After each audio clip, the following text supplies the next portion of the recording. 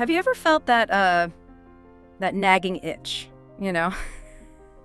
That powerful urge for change, maybe getting fitter, maybe writing that book, or just, I don't know, being a bit calmer. Oh, definitely. I think we all have. And if you're anything like us, you've probably hit that wall too, right? Where the change just fizzles out, it doesn't stick. Yeah, the frustration is real. And I think we often approach it wrong, don't we? We aim for these huge, dramatic makeovers, like something out of a movie montage. Right, the big heroic effort. But what if the real secret isn't in those massive shifts? What if it's in something, well, much smaller, almost invisible, something atomic? Exactly. And that's precisely where we're headed today. We're digging into a book that's really shifted things for millions.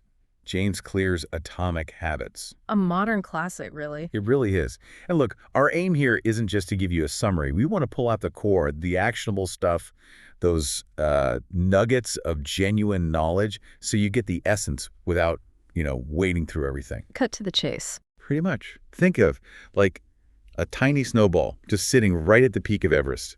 Seems tiny, insignificant, right? Yeah, totally lost up there. But that tiny snowball, that's the perfect picture for Claire's whole idea.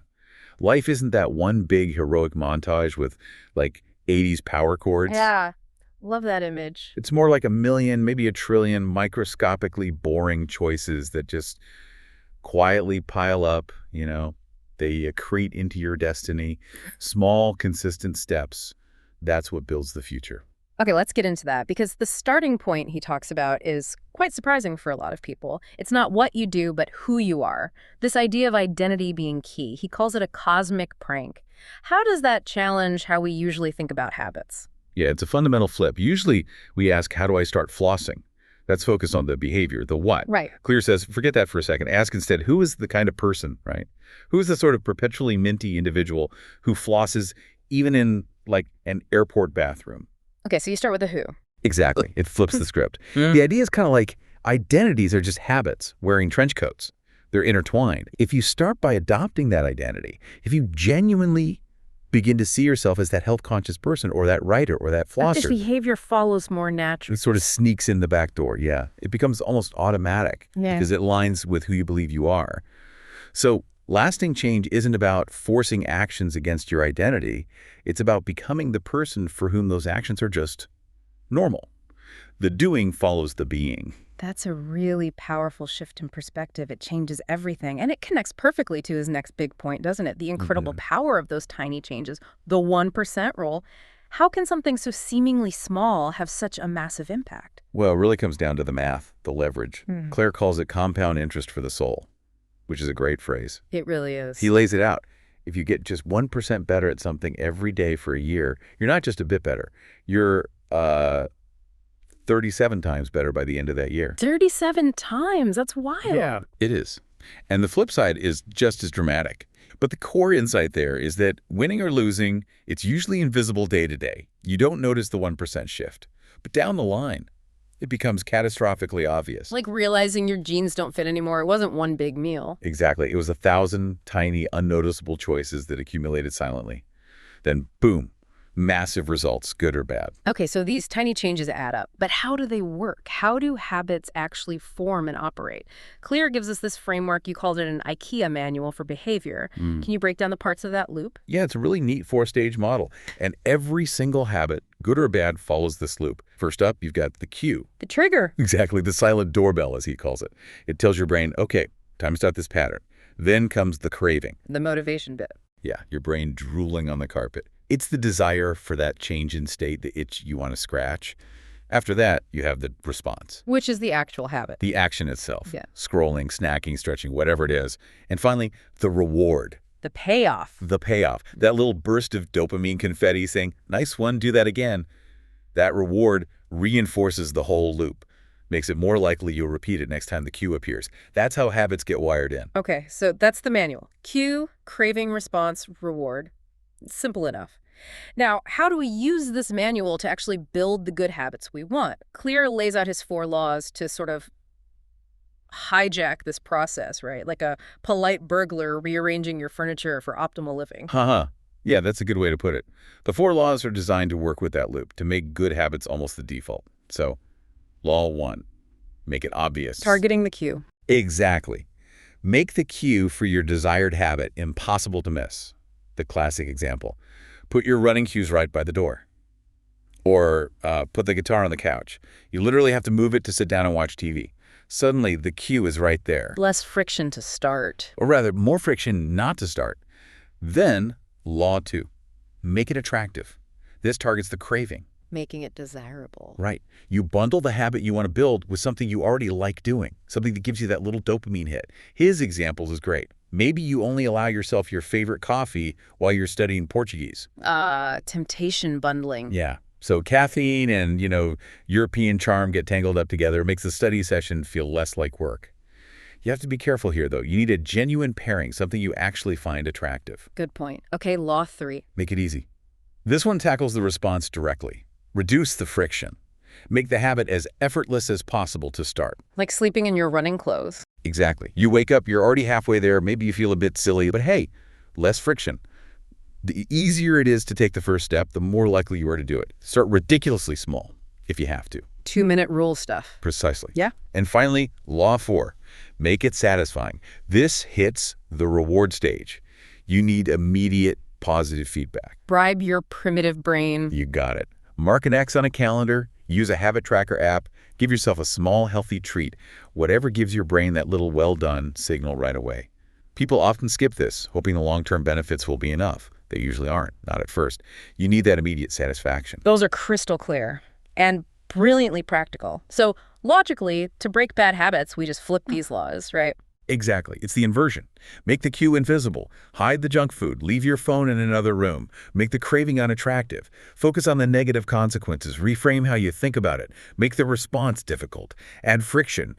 Uninstall the app. Unplug the TV. And make the reward unsatisfying. Maybe pair it with something unpleasant or just highlight the immediate downside. Make the aftermath feel, as Clear puts it, like chewing aluminum foil.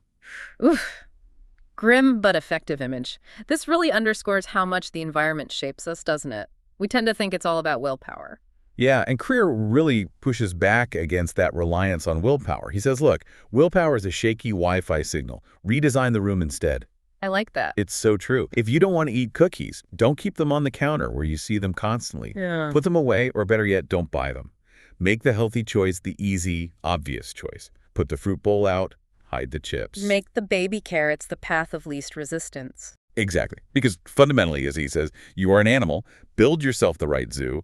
Design an environment that naturally encourages the behaviors you want. Build yourself the right zoo. That's definitely sticking with me. Okay, so we're making things obvious, attractive, easy, satisfying, and designing our zoo. What about other practical techniques? Clear talks about habit stacking. Sounds simple. How does that one work? It is beautifully simple, and that's its strength. The formula is literally, after I current habit, I will new habit. So you anchor the new habit to an existing one. Precisely. You use the completion of a habit you already do automatically, like brushing your teeth or making coffee or opening your laptop as the cue for the new habit you want to build. Like, after I pour my morning coffee, I will meditate for 1 minute. Perfect example. Or, after I open my laptop, I will write one sentence for my project. The existing habit becomes the trigger. It slips the new behavior right into your established routine almost seamlessly. And often, that 1 minute of meditation turns into 5, or that one sentence turns into a paragraph. It just gets you started. That's really clever. It bypasses the whole finding time issue. But what happens when you are doing the habits, you're stacking, you're trying hard, but it just feels like nothing's changing? That frustrating period Clear calls the plateau of latent potential. Ah, yes, the plateau. This is where so many people give up, isn't it? Definitely feels like it. It's that phase where your effort seems to vastly outweigh the results you're seeing. It's happening, but it's imperceptible. The valley of disappointment. Or just Tuesday sometimes. The key thing Clear emphasizes is that results lag. They don't follow effort in a nice, neat, linear way. You put in the work, put in the work, put in the work, seemingly for nothing. And then suddenly you hit an inflection point and the progress curve shoots upwards. The hockey stick. The hockey stick. But most people quit right before that happens in the valley. Surviving that valley, trusting the process, even when you don't see immediate results, that's what leads to what looks like overnight success to everyone else. So it's about persistence and trusting the system. Which brings us to another huge shift in thinking Clear advocates for, focusing on systems, not goals. We're so goal-oriented usually. Why does he argue systems are more important? It's a crucial distinction. Think of it like this. Goals are your desired destination, where you want to end up. Systems are the vehicle, the roadmap, the process you follow to get there. The how. The how, exactly. And here's the kicker. Winners and losers often have the exact same goals. Everyone in the race wants to win gold.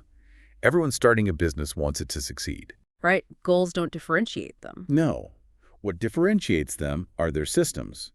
The person with the disciplined training regimen, the consistent work schedule, the effective processes.